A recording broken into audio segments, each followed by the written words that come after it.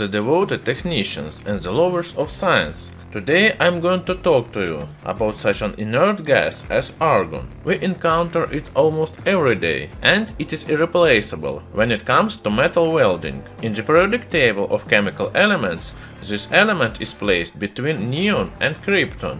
Argon is the third most abundant gas in the Earth's atmosphere. Its concentration in Earth's atmosphere equals to almost 1%, which easily makes it the most abundant inert gas on Earth. Argon is so abundant because it is a product of nuclear decay of potassium-14, which is present in the rock. This element's name is derived from the Greek word argos, which means lazy or inactive. This is how discoverers of this element named it in the 19th century, because of its chemical inactivity. Generally speaking, just like all inert gases, argon looks unremarkable in a sealed ampule.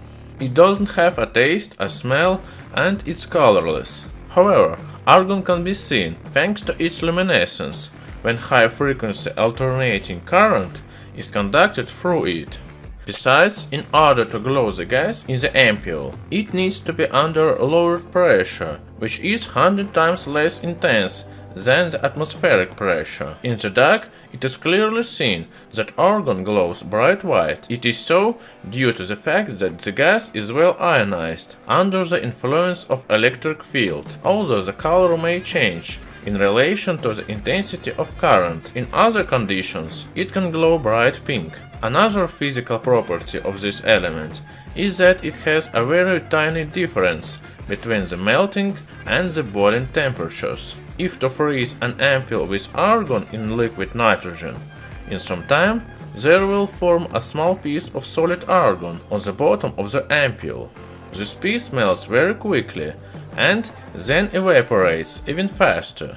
In order to better demonstrate you this effect, first we have extracted liquid argon, having pumped liquid argon into the test tube, being cooled off by liquid nitrogen. After concentrating enough liquid argon, we shut down the gas supply and began our observation. Liquid argon freezes quite quickly because of the temperature difference in liquid state and solid state, being just 6 degrees Celsius. If the solid argon is then quickly taken out of the test tube, it can be seen very well how it immediately melts and then evaporates on the warm surface. This process happens so quickly that I nearly missed the moment to capture it on camera. Argon immediately melts on the surface of a copybook, leaving only traces. Now we have finished considering physical properties of this gas.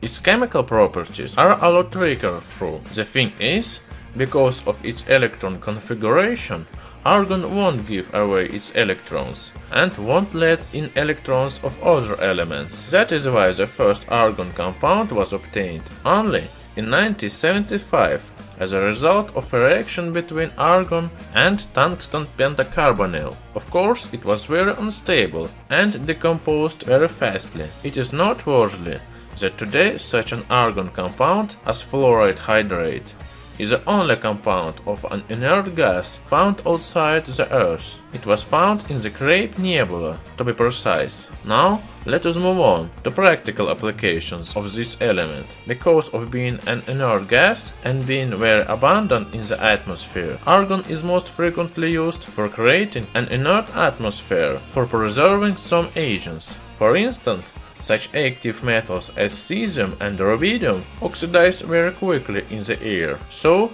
to prevent them from oxidizing, they are stored in the glass ampules with argon atmosphere. Inert atmosphere is often needed to run in experiments in laboratories, when argon is pumped into special airtight boxes. Such an inert atmosphere is needed for running precise experiments, when water and oxygen, for instance, would alter results of the experiment and produce byproducts, which could give faulty results and even destroy the experiment.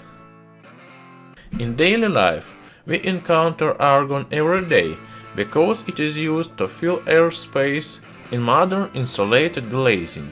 Argon conducts heat 3 times worse than air. This property is used to minimize heat transfer, which for instance helps to minimize loss of heat in winter to keep hot air out in summer.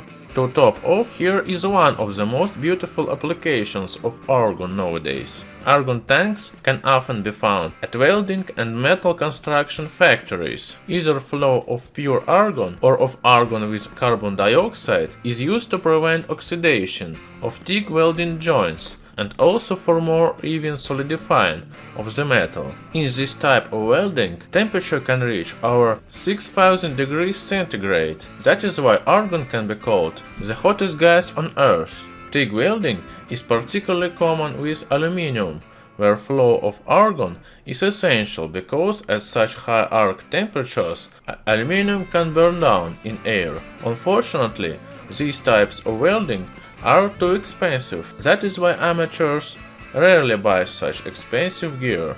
Nevertheless, at the end of this video, we can say that argon is welder's best friend and also the brightest gas on Earth.